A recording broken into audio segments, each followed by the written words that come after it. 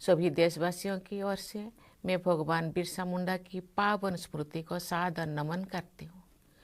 जनजातीय गौरव तथा संविधान के आदर्शों के प्रति देश में नई चेतना का संचार हो रहा है तथा इस चेतना को कार्यरूप दिया जा रहा है।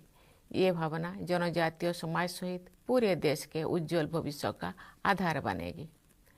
2 वर्ष पहले झारखंड राज्य में स्थित भगवान बिरसा मुंडा के गांव उलीहातू में जाकर उनकी प्रतिमा पर पुष्पांजलि अर्पित करने का सौभाग्य मुझे मिला था।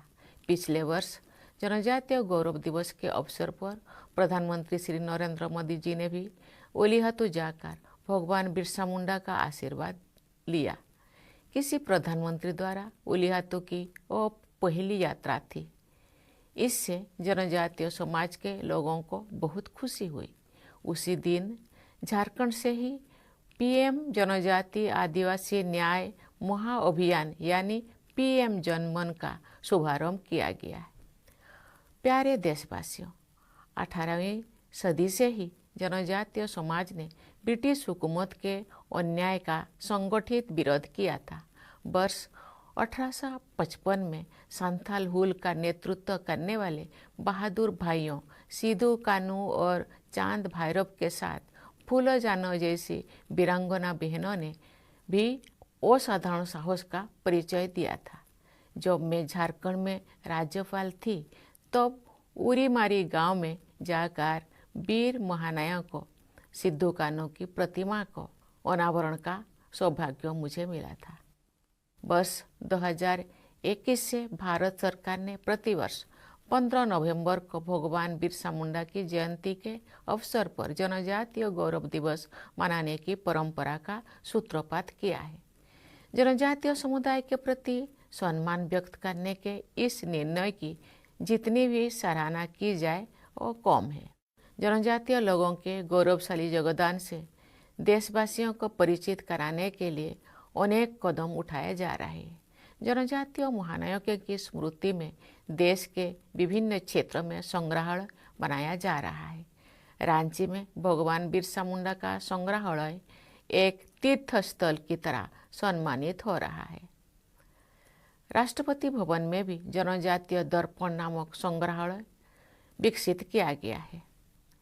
प्यारे देशवासियों, मैं तिलका माझी तथा भगवान बिरसा मुंडा से लेकर लक्ष्मण नायक जैसे अनेक जनजातीय महानायकों की कहानियाँ सुनते हुई बड़ी हुई हूँ, लेकिन सामान्य लोगों के बीच उन महानायकों के विषय में इतनी जानकारी नहीं होती थी। सरकार के प्रयासों द्वारा अब जनजातीय स्वाधीनता सेनानियों की कथाओं से लोग भली भांति परिचित होने लगे हैं। युगों युगों से जनजातीय समाज के लोग हमारे देश की सभ्यता और संस्कृति को समृद्धि बनाते रहे हैं। रामायण की कथा में हमारे समाज के शाश्वत जीवन मूल्य दिखाई देती है। अपने लंबे वनवास के दौरान प्रभु श्री राम जनजातीय समाज के लोगों के साथ उन्हीं की तरह रहे। भगवान श्री राम ने वनवासियों को अपनाया और वनवासियों ने प्रभु श्री राम को अपनाया। जनजातीय समाज का ये अपनापन और समरसता ही हमारी संस्कृति और सभ्यता का आधार है। प्यारे देशवासियों, मुझे ये साझा करते हुए प्रसन्नता होती है कि जनजातीय भाषा संथाली को संविधान की 8वीं अनुसूची में शामिल करने के प्रयासों में मेरा भी योगदान था। श्रद्धेय अटल बिहारी वाजपेयी जी के कार्यकाल में ये संभव हुआ था। स्वाधीनता के कई दशकों के बाद भी जनजातीय समुदाय के अधिकांश लोगों को अपना घर न होने तथा बिजली, पानी, सड़क जैसा बुनियादी सुविधाओं के अभाव में कठिन जीवन बिताना पड़ता था। बीमारी की हालत में इलाज के खर्च का बोझ उनके जीवन को और कठिन कर देता था। उनके लिए विकास के रास्ते भी सुगम नहीं थे। जनजातीय समाज के भाई बहन अपनी सदियों पुराने कला विरासत के बल पर बहुत सुंदर वस्तुएं बनाते हैं। कुछ ऐसे कानून थे जिनसे जनजातीय लोगों के कुछ उद्यमों पर रोक लग गई थी। साथ ही अपने उत्पादों को बाजार तक पहुंचाने की जानकारी और सुविधाओं की कमी उनकी विकास से बाधक थी। इस प्रकार आवास, यातायात, चिकित्सा, शिक्षा तथा रोजगार की आवश्यकताएं पूरी ना होने के कारण वे लोग विकास की मुख्य धारा से दूर रह गए थे।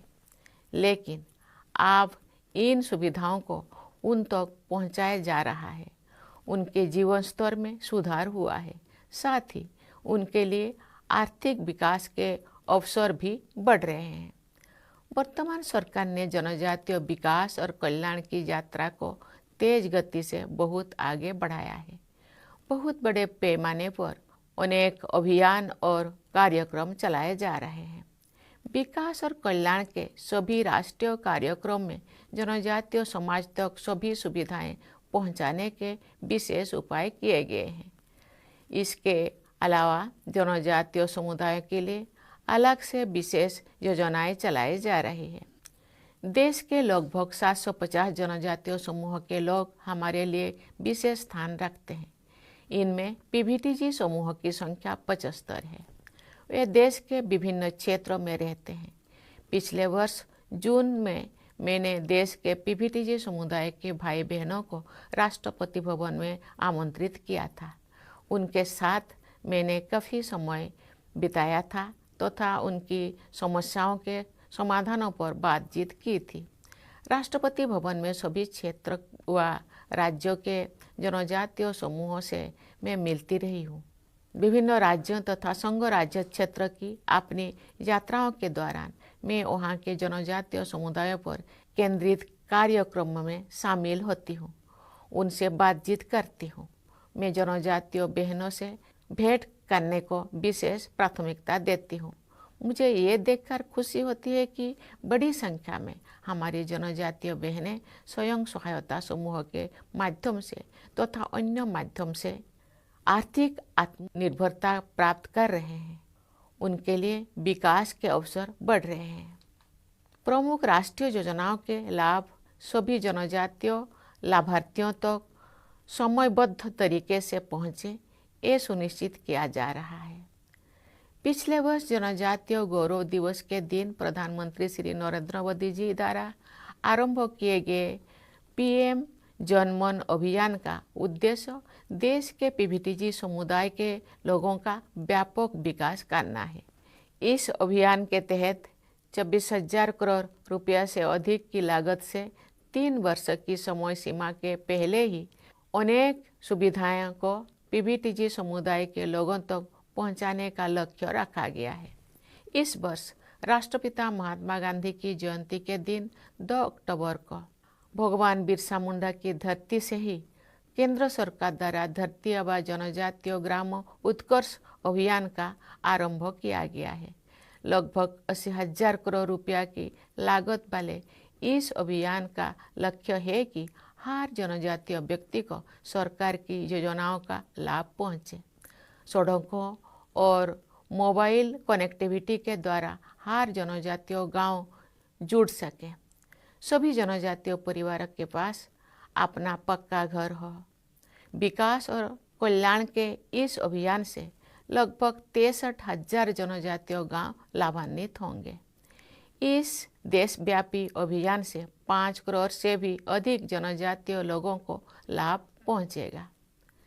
प्यारे देशवासियों, जनजातीय बच्चों को अच्छे शिक्षा प्रदान करने के लिए देश में 700 से अधिक एकलव्य मॉडल रेसिडेंशियल स्कूल बनाया जा रहा है। मैंने कई एकलव्य विद्यालयों की आधारशिला रखी है और अन्य अनेक विद्यालयों का उद्घाटन किया है। ये प्रसन्नता की बात है कि 30 लाख से अधिक जनजातीय विद्यार्थियों को स्कॉलरशिप मिल रही है। विदेश में पढ़ाई करने के लिए भी स्कॉलरशिप दी जा रही है। जनजातीय समाज के युवा सिविल सर्विसेज में, मेडिकल और इंजीनियरिंग में तथा अन्य क्षेत्रों में बढ़ चढ़कर शामिल हो रहे हैं। वर्ष 2047 तक विकसित भारत के निर्माण के लक्ष्य के तहत जनजातीय समाज से सिकल सेल एनीमिया बीमारी के उन्मूलन का लक्ष्य भी रखा गया है।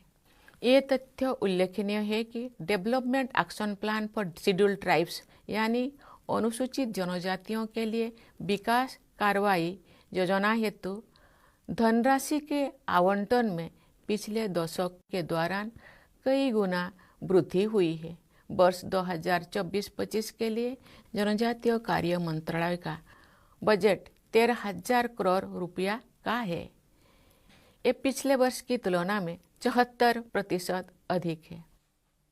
जब हमारे जनजातीय भाई बहन विकसित होंगे तभी हमारा देश भी सही अर्थ में विकसित होगा।